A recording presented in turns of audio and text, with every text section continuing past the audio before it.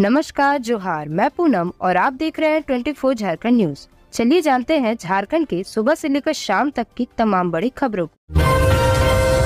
झारखंड विधानसभा में 11,697 करोड़ 45 लाख का अनुपूरक बजट पेश। झारखंड विधानसभा के विशेष सत्र का आज तीसरा दिन है।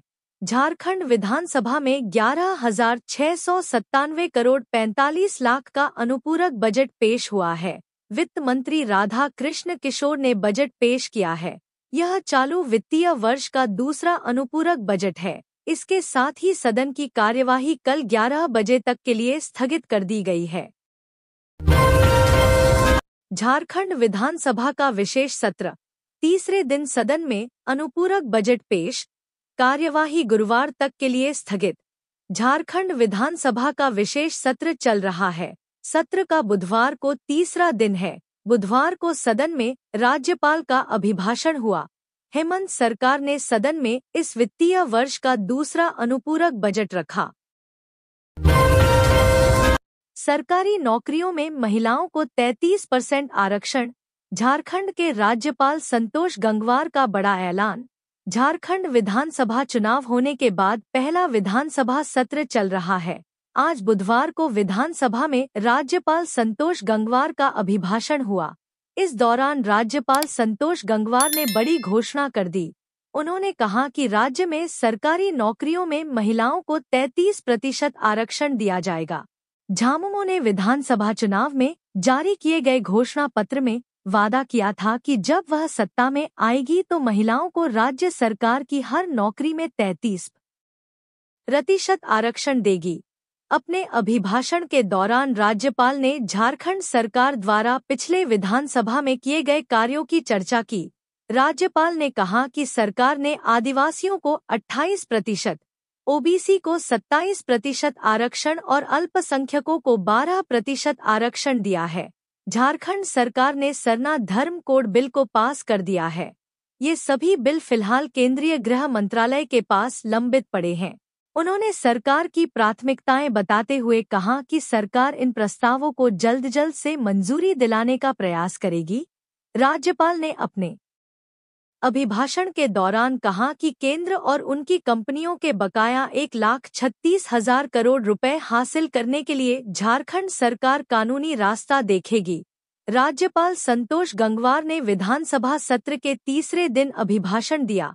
इस दौरान उन्होंने नवनिर्वाचित विधायकों को बधाई दी और उनसे सुखी, समृद्ध और उन्नत झारखंड बनाने के लिए पूरी निष्ठा के साथ काम करने को कहा।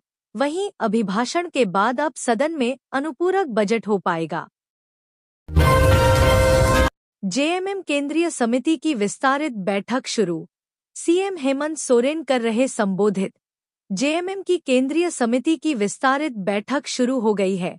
सीएम हेमंत सोरेन इसे संबोधित कर रहे हैं। बता दें कि ये बैठक सीएम सोरेन के आवास पर हो रही है। इसमें विधानसभा में मोर्चा की नीतियों सहित अन्य कई अहम मुद्दों पर चर्चा होनी है। बैठक में झारखंड मुक्ति मोर्चा के विधायक और मंत्री भाग ले रहे हैं। सीएम से पहले झारखंड मुक्ति मोर्चा के महासचिव विनोद पांडे ने नेताओं को संबोधित किया। राजधानी समेत पूरे राज्य में 2 से 4 डिग्री तक गिर सकता है तापमान। राजधानी सहित राज्य के अलग अलग हिस्सों में अगले 3 से 4 दिनों तक कड़ाके की ठंड पड़ेगी।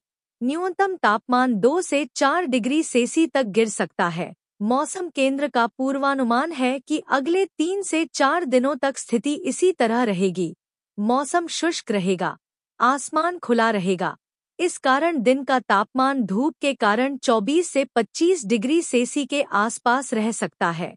सुबह और शाम कड़ाके की ठंड के साथ साथ कुहासा भी रहेगा। न्यूनतम तापमान 8 से 9 डिग्री सेल्सियस के बीच हो सकता है। आबुआ आवास के नाम पर जनसेवक मांग रहा पैसे। मामला पहुंचा उपायुक्त के पास।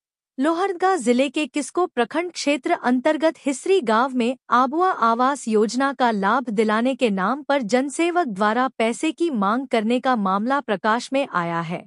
जानकारी के अनुसार हिसरी गांव में 80 लाभुकों को आबुआ आवास योजना के लिए जियो टैग किया गया था, जिसके बाद जनसेवक द्वारा लाभुकों से आवास योजना की राशि डालने के नाम पर 5,000,5,000 रुपए की मांग की गई। साथ ही पैसे नहीं देने पर योजना का लाभ नहीं देने की बात कही गई, जिसके बाद ग्रामीणों ने जनसेवक का विरोध कर पैसे नहीं देने की बात कही। इसके बाद कई ग्रामीणों को आबुआ आवास योजना की राशि नहीं आई। मामले को लेकर आक्रोशित ग्रामीणों ने जिले के उपायुक्त को ज्ञापन सौंप कार्रवाई की मांग की है। आजसू विधायक निर्मल महतो विधानसभा परिसर में धरने पर बैठे। जेएसएससी सीजीएल रद्द करने की मांग पर अड़े। मांडू से आजसू के विधायक निर्मल महतो विधानसभा के बाहर धरने पर बैठे हैं। हाथ में जेएसएससी सीजीएल परीक्षा रद्द की जाए का तख्ती पकड़े हुए हैं। दरअसल हजारीबाग में मंगलवार को जिस तरह से लाठीचार्ज हुआ, उसको लेकर निर्मल महतो आक्रोशित है। उनका कहना है कि वर्तमान सरकार छात्रों को लेकर संवेदनशील नहीं है। जेएसएससी सीजीएल परीक्षा रद्द की जानी चाहिए। उन्होंने आगे कहा कि जेएसएससी सीजीएल रद्द करना पड़ेगा, नहीं तो झारखंड जलेगा और इसकी जिम्मेदार सरकार होगी। उन्होंने इस मामले की सीबीआई जांच कराने की मांग की है। झारखंड के मुख्यमंत्री, मंत्रियों और विधायकों को उग्रवादियों से खतरा, एसपी ने जारी किया अलर्ट। झारखंड विधानसभा सत्र के दौरान मुख्यमंत्री से लेकर मंत्री और विधायकों को राज्य के विभिन्न इलाके में आने जाने के दौरान सुरक्षा में खतरा उत्पन्न हो सकता है। स्पेशल ब्रांच ने राज्य के ऐसे स्थानों को चिन्हित किया है जहां पर खतरे की आशंका से इनकार नहीं किया जा सकता। इस संबंध में स्पेशल ब्रांच ने एक रिपोर्ट तैयार कर सभी जिलों के एसपी को अलर्ट कर दिया है। कहा गया है कि विधानसभा सत्र के दौरान अपने अपने क्षेत्रों से विधायकों और मंत्रियों को आने जाने के दौरान उन्हें संबंधित जगहों पर विशेष सुरक्षा प्रदान की जाए। स्पेशल ब्रांच ने सभी जिलों के एसपी को जो रिपोर्ट भेजी है, उसमें कहा गया है कि पूर्व में घटित उग्रवादी नक्सली घटनाओं को देखते हुए महानुभावों को उग्रवादी या अपराधी द्वारा संबंधित संवेदनशील स्थलों पर लक्षित किए जाने की संभावना से इनकार नहीं किया जा सकता है। इसलिए संबंधित चिन्हित स्थल पर मूवमेंट के दौरान समुचित संख्या में गश्ती दल की प्रतिनियुक्त कर सुरक्षा व्यवस्था सुदृढ़ की जाए। उग्रवादियों नक्सलियों की गतिविधियों के बारे में सूचना एकत्र कर long range patrolling, open road patrolling की व्यवस्था की जाए ताकि कोई अप्रिय घटना न हो। झारखंड हाईकोर्ट ने पेयजल एवं स्वच्छता विभाग में अनुबंध पर कार्यरत कर्मचारियों को हटाने पर लगाया रोक। याचिकाकर्ताओं की ओर से अधिवक्ता नवीन कुमार ने बहस की। उन्होंने तर्क दिया कि अनुबंध कर्मियों को हटाना अन्यायपूर्ण है और इससे उनकी रोजीरोटी पर असर पड़ेगा। अदालत ने मामले को गंभीर मानते हुए इस पर रोक लगाने का फैसला सुनाया। हाईकोर्ट ने राज्य सरकार को इस मामले में जल्द से जल्द जवाब दाखिल करने का निर्देश दिया है। झारखंड हाईकोर्ट ने पेयजल एवं स्वच्छता विभाग में अनुबंध पर कार्यरत कर्मचारियों को हटाने और उनकी जगह आउटसोर्स कर्मियों की नियुक्ति के आदेश पर रोक लगा दी है। हाईकोर्ट ने राज्य सरकार से इस मामले में जवाब दाखिल करने का निर्देश दिया है। बढ़ती ठंड को लेकर अलाव की व्यवस्था कराने का सभी पदाधिकारियों को डीसी ने दिया निर्देश। रांची के डीसी मंजुनाथ भजंत्री ने रांची में बड़ी ठंड को देखते हुए सभी संबंधित पदाधिकारियों को ये सख्त निर्देश दिया है कि फुटपाथ में सोने वाले बेघर और लाचार लोगों को ठंड से बचाने के लिए उन्हें कंबल और जिला प्रशासन द्वारा बनाए गए शेल्टर होम, आश्रय गृह में रखा जाए। साथ ही प्रमुख चौक चौराहों में अलाव की समुचित व्यवस्था कराने को कहा है। मंजुनाथ भजंत्री के दिए गए आदेश के आलोक में कल देर रात रांची सदर के अनुमंडल पदाधिकारी उत्कर्ष कुमार ने रांची के मुख्य चौराहों पर फुटपाथ में सोने वाले बेघर लोगों को रेस्क्यू कर शेल्टर हाउस पहुंचाया। जो नहीं जाना चाहे उन्हें कंबल और उनके लिए अलाव की व्यवस्था की गई ताकि ठंड से उनका बचाव किया जा सके। रांची सदर के अनुमंडल पदाधिकारी उत्कर्ष कुमार ने अपर बाजार स्थित और खादगड़ा स्थित शेल्टर होम का औचक निरीक्षण किया। साथ ही मुख्य रूप से शेल्टर होम के बाथरूम की साफ सफाई और रिपेयर कार्य कराने का दिशा निर्देश दिया एवं शहर अंचल अधिकारी को मुख्य इलाकों में अलाव जलाने के लिए कहा। बता दें कि मंजुनाथ भजंत्री बेहद संजीदगी से लोगों की समस्या को जमीनी स्तर पर दूर करने के लिए प्रयासरत है। उन्होंने विशेष रूप से कहा है कि रांची जिला के सभी लोगों के साथ जिला प्रशासन हमेशा खड़ी है। आम जनमानस उनसे कभी भी अपनी समस्या लेकर मिल सकते हैं।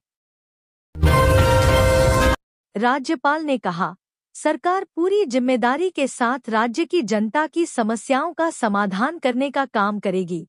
राज्यपाल संतोष कुमार गंगवार ने नई सरकार के गठन की शुभकामना देते हुए कहा है कि मुझे उम्मीद है कि वर्तमान सरकार पूरी जिम्मेदारी के साथ राज्य की जनता के समस्या की चिंता करेगी और समाधान करने का काम करेगी। झारखंड विधानसभा के विशेष सत्र के तीसरे दिन विधानसभा पहुंचे राज्यपाल को पारंपरिक रूप से गार्ड ऑफ ऑनर दिया गया। इस मौके पर स्पीकर रबींद्रनाथ महतो ने राज्यपाल को गुलदस्ता भेंट कर स्वागत किया। इसके अलावा मुख्य सचिव अलका तिवारी, डीजीपी अनुराग गुप्ता सहित राज्य के आला अधिकारी ने भी राज्यपाल का स्वागत किया। विधानसभा सत्र के तीसरे दिन की कार्यवाही राज्यपाल संतोष कुमार गंगवार के अभिभाषण से शुरू हुई। करीब 12 मिनट के संबोधन में राज्यपाल ने राज्य सरकार के कामकाज की सराहना करते हुए षष्ठम विधानसभा में चुनकर आए निर्वाचित सदस्यों को बधाई दी। अपने संबोधन में राज्यपाल ने कहा कि आप में से कई सदस्य पूर्व में भी सदन में रहे हैं और बहुत से सदस्य प्रथम बार निर्वाचित होकर यहां पहुंचे हैं। इस प्रकार इस सदन में अनुभवी तथा नए सदस्यों का समागम हुआ है। सबको मिलकर जनादेश का सम्मान करते हुए जन भावनाओं और जन आकांक्षाओं के अनुरूप कार्य करना है।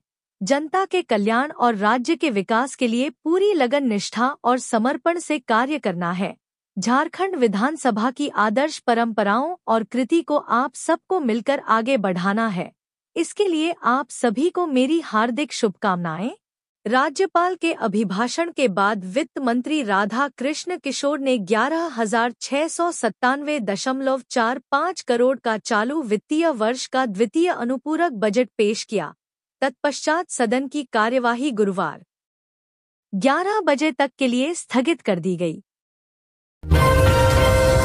महिलाओं को मनिया सम्मान योजना की राशि का बेसब्री से इंतजार, जाने कब आएंगे पैसे। हेमंत सरकार की महत्वाकांक्षी मनिया सम्मान योजना की राशि का महिलाओं को बेसब्री से इंतजार है। हेमंत सोरेन ने चुनाव से ठीक पहले इस योजना की राशि बढ़ाकर 1,000 से 2,500 रुपए कर दी थी। चुनाव में हेमंत को इसका फायदा भी हुआ और उन्होंने सत्ता वापसी भी की।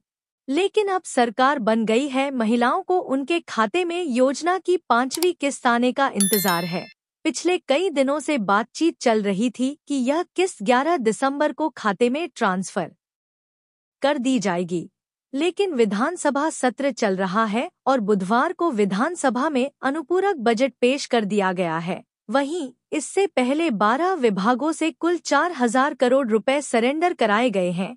विधानसभा और लोकसभा चुनाव के कारण राज्य में आचार संहिता लग गई थी, जिस कारण से विभागों के पास पैसे बच गए हैं। उन्हीं बचे हुए पैसों का उपयोग मनिया सम्मान योजना की राशि के लिए होना है। इसलिए संभवत बुधवार 11 दिसंबर को पैसे खाते में नहीं आ पाएंगे। झारखंड सरकार को मनिया सम्मान योजना के लिए कुल 7,314 करोड़ रुपए चाहिए। इसको छोड़कर बिजली बिल माफी के लिए सरकार को 1,810 करोड़ रुपए की जरूरत है। सरकार को सबसे अधिक पैसे मनिया सम्मान योजना के लिए चाहिए। वहीं अनुपूरक बजट के पेश होने से सरकार की पैसों की किल्लत दूर हो जाएगी। झारखंड सरकार ने अनुपूरक बजट पेश कर मनिया सम्मान योजना के लिए 6,390.55 करोड़ आवंटित किया है। पतरातू रेलवे फाटक के पास कंस्ट्रक्शन साइट पर फायरिंग, गैंगस्टर के नाम का छोड़ा पर्चा। रामगढ़ जिले के पतरातू रेलवे फाटक के पास रेल ओवरब्रिज कंस्ट्रक्शन साइट पर निर्माण कार्य में लगी पोकलेन मशीन पर अपराधियों ने फायरिंग की है। अपराधियों ने गैंगस्टर अमन श्रीवास्तव के नाम का पर्चा भी छोड़ा है। पर्चे में बिना इजाजत काम नहीं करने की चेतावनी दी गई है।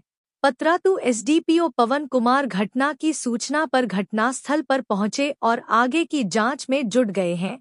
बता दें कि पतरातू थाना क्षेत्र में भुरकुंडा सौंदा बस्ती पतरातू मुख्य मार्ग पर रेलवे फाटक के पास रेल ओवरब्रिज का निर्माण चल रहा है। एक निजी कॉन्ट्रैक्टर इस काम को करवा रहा है। देर शाम 2 बाइक सवार अपराधी निर्माणाधीन स्थल पर पहुंचे और निर्माण कार्य में लगी पोकलेन मशीन पर फायरिंग कर दी। साथ ही अपराधियों ने पर्चा भी फेंका, जिसमें अमन श्रीवास्तव गिरोह को मैनेज करने नहीं तो काम को बंद करने की धमकी दी गई है। फिलहाल घटनास्थल पर सन्नाटा है।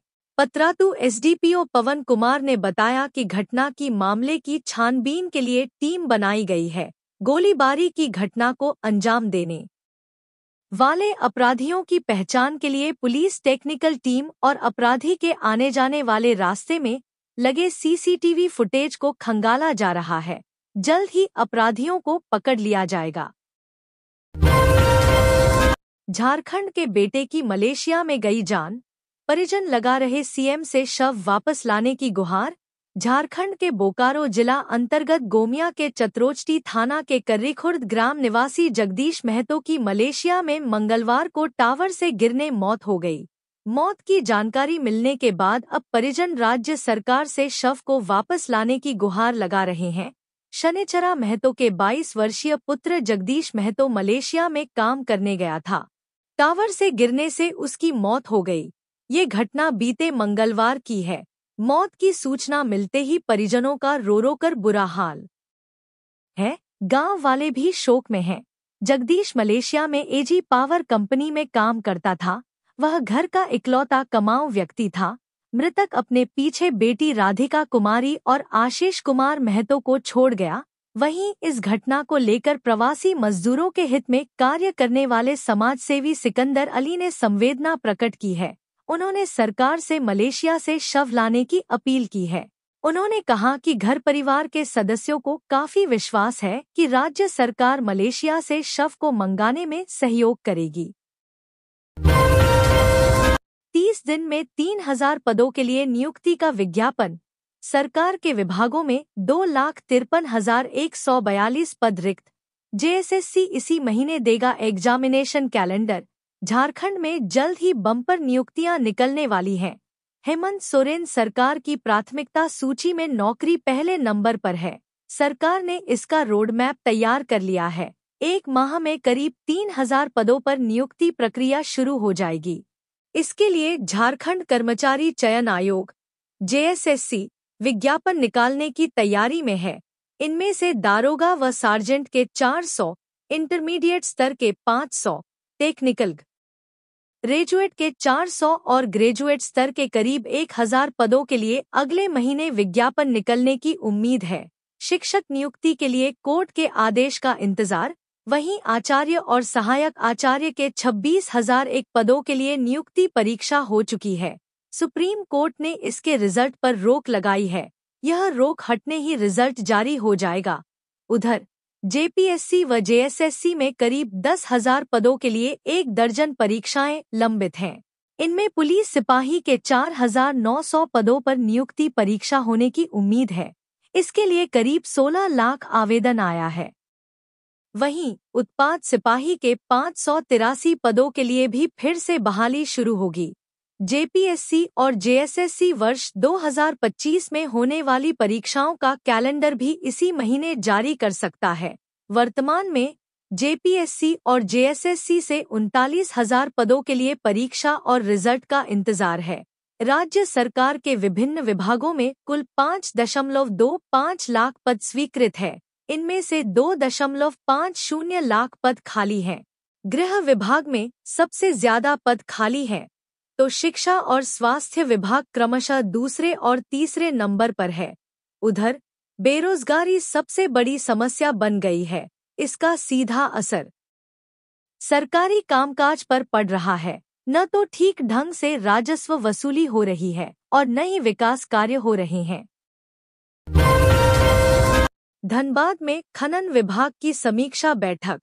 राजस्व बढ़ाने को लेकर अधिकारियों को मिला निर्देश। उत्तरी छोटानागपुर प्रमंडल हजारीबाग आयुक्त पवन कुमार ने समाहरणालय के सभागार में जिला आंतरिक संसाधन समिति और जिला टास्क फोर्स की समीक्षा की।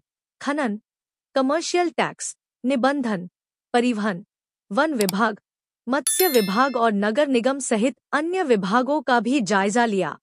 समीक्षा के दौरान आयुक्त ने सभी विभागों को 100% लक्ष्य की प्राप्ति करने और राजस्व बढ़ाने के लिए अतिरिक्त प्रयास करने के निर्देश दिए।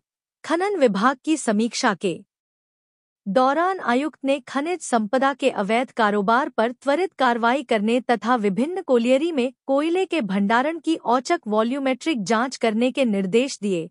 उन्होंने कहा कि अवैध शराब निर्माता पर कड़ी कार्रवाई करें, लाइसेंसी बार में औचक जांच पर भी सख्ती दिखाएं।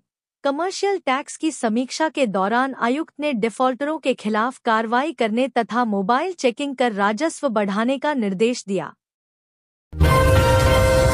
शिव भक्तों को खास तोहफा, देश के 7 ज्योतिर्लिंगों के दर्शन के लिए भारत गौरव ट्रेन शुरू। केंद्र की मोदी सरकार देश में पर्यटन को बढ़ावा देने के लिए कई कदम उठा रही है। इसी क्रम में रेल मंत्रालय ने शिव भक्तों को खास तोहफा दिया है। दरअसल रेलवे देश के 7 ज्योतिर्लिंगों के दर्शन के लिए भारत गौरव ट्रेन चलाने वाली है। यह जानकारी आईआरसीटीसी के area manager S Gerald Soren ने दी।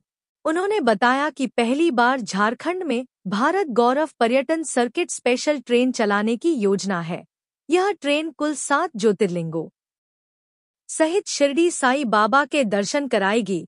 भारत गौरव ट्रेन झारसुगुड़ा से शुरू होगी और फिर राउरकेला के रास्ते रांची, मुरी, बोकारो, हजारीबाग रोड, कोदरमा, गया, राजगीर, बिहार शरीफ, पटना, बक्सर, पंडित दीनदयाल उपाध्याय होते हुए उज्जैन, द्वारका, सोमनाथ, नासिक, पुणे, शिरडी, औरंगाबाद के दर्शन कराएगी।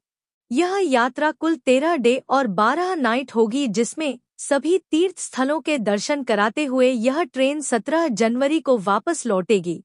अब आप सोच रहे होंगे कि अगर 13 दिन की यात्रा होगी तो इस पूरे यात्रा में खर्च कितना आएगा। तो आइए हम आपको बताते हैं। इस पूरी यात्रा में स्लीपर की एक टिकट का खर्च 24,330 रुपये और थर्ड एसी के लिए एक व्यक्ति को 42,655 रुपये चुकाने होंगे। लोगों को पूरी यात्रा के दौरान शाकाहारी भोजन, घूमने के लिए बस, रहने के लिए होटल का इंतजाम और टूर एस्कॉर्ट की सुविधा रहेगी। इस पूरी यात्रा के दौरान यात्रियों का बीमा की भी किया जाएगा। इस यात्रा की टिकट आप रांची रेलवे स्टेशन कार्यालय और आईआरसीटीसी की वेबसाइट के माध्यम से बुकिंग करा सकते हैं। गुमला में घर का ताला तोड़कर चोरों ने की चोरी, जेवर, नकदी समेत 5 लाख के सामान पर किया हाथ साफ। गुमला शहर में चोरी की घटना रुकने का नाम नहीं ले रही है। लगातार एक के बाद एक चोरी की घटना को अंजाम देकर आराम से चोर फरार हो जा रहे हैं। इसी क्रम में मंगलवार रात शहर के जवाहर नगर में ताला तोड़कर एक घर में चोरी की बड़ी घटना को अंजाम दिया है। चोरों ने जेवर और नकदी समेत लगभग 5 लाख के सामान पर हाथ साफ किया है। घटना को लेकर बताया जाता है कि गीता देवी घर की मालकिन इलाज कराने के लिए रांची गई हुई थी। इस दौरान उनका पुत्र मनोज वर्मा खाना खाने के लिए घर में ताला लगाकर बाहर गया था। चोरों ने घर की गेट का ताला तोड़कर चोरी की घटना को अंजाम दिया है। चोरी की घटना में बताया जाता है कि 1 लाख के सोने की चेन, मांग टीका, एक सोने का लॉकेट, कान का सोने का एक झालों के अलावा 2 जोड़ी अंगूठी, चांदी का गिलास व कटोरा के अलावा नगद 50,000 कैश लेकर चोर फरार हो गए। लगभग 5 लाख रुपए के जेवरात व कैश की चोरी हुई है। बता दें कि आए दिन गुमला शहर में लगातार चोरी की घटना हो रही है, लेकिन इसकी रोकथाम के लिए विशेष कोई भी कार्रवाई नहीं की जा रही है। वहीं इस मामले को लेकर एसडीपीओ सुरेश प्रसाद यादव ने बताया है कि चोरी की घटना को रोकने के लिए लगातार पुलिस छानबीन कर रही है। जल्द ही चोर सरगना सलाखों के पीछे होंगे। 11,697.45 करोड़ रुपए का द्वितीय अनुपूरक बजट पेश। मनीया सम्मान योजना के लिए 6,390.55 करोड़ आवंटित। स्कूली शिक्षा, ऊर्जा और कृषि पशुपालन पर फोकस। झारखंड विधानसभा के विशेष सत्र के तीसरे दिन वित्त मंत्री राधा कृष्ण किशोर ने 11,697.45 करोड़ रुपए का द्वितीय अनुपूरक बजट पेश किया। इस बजट में सबसे अधिक पैसा महिला बाल विकास विभाग को आवंटित किया गया है, जिसके तहत सरकार मनीया सम्मान योजना के लिए 6,390.55 करोड़ आवंटित की है। इसके अतिरिक्त जिन विभागों पर फोकस रखा गया है उनमें स्कूली शिक्षा, पथ निर्माण, ग्रामीण विकास, गृह कारा, ऊर्जा विभाग और कृषि पशुपालन विभाग शामिल है। बजट पेश करने से पहले सदन के शुरू होते ही विधानसभा अध्यक्ष रबीन्द्रनाथ महतो ने राज्यपाल के अभिभाषण को लेकर भेजे गए संदेश को पढ़ा। इसके बाद राज्यपाल संतोष कुमार गंगवार को सदन पटल तक लेकर आए। इसके बाद राज्यपाल संतोष कुमार गंगवार ने अपना अभिभाषण पढ़ा। इसके बाद सदन की कार्यवाही गुरुवार 12 बजे तक के लिए स्थगित कर दी गई है। चुनाव में किए गए वायदे को पूरा करने के लिए सरकार ने उन विभागों पर विशेष जोर दिया है जिससे जनता सीधे तौर पर जुड़ी हुई है। सरकार ने मनीया सम्मान योजना के लिए 6,390.55 करोड़ आवंटित की है। इसके अतिरिक्त स्कूली शिक्षा विभाग के लिए 272 करोड़, पथ निर्माण विभाग के लिए 170.15 करोड़, ग्रामीण विकास विभाग के लिए 194.28 करोड़, गृह कारा विभाग के लिए 445.96 करोड़, ऊर्जा विभाग के लिए 2,577.92 करोड़ और पशुपालन विभाग के लिए 250.06 करोड़ दिए गए हैं। तो ये थी आज की झारखंड की टॉप बड़ी खबरें। इसी तरह झारखंड की हर छोटी सी बड़ी खबर देखने के लिए आप हमारे चैनल 24 झारखंड न्यूज को सब्सक्राइब करके बेल आइकन प्रेस कर ले, जिससे झारखंड की हर छोटी सी बड़ी खबर की अपडेट आप तक पहुंचता रहे। तो आज के लिए बस इतना ही। हमें दीजिए इजाजत, फिर मिलते हैं नेक्स्ट न्यूज में।